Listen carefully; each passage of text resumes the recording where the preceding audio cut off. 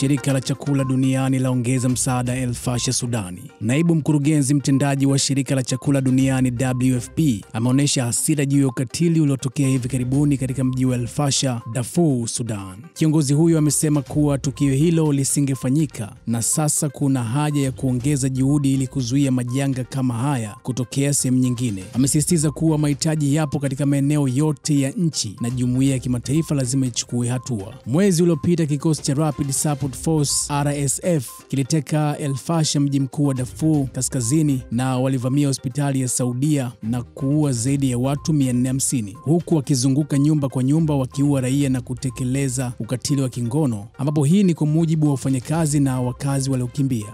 WHO imesema kuwa mapigano yameua takribani watu 40,000 na Umoja wa Mataifa umesema watu milioni 12 wamekimbia makazi yao. WFP inasema idadi halisi ya vifo inaweza kuwa kubwa zaidi. Shirika la chakula duniani limepanua msaada kwa maelfu waliokimbia, na kiongozi huyo wa WFP amesisitiza kuwa watu wenye njaa hawafi tu kwa njaa bali pia na magonjwa yanayotokana na ukosefu wa maji na huduma za usafi, ambapo amesisitiza kuwa wanahitaji mwitikio wa kina juu ya janga hilo.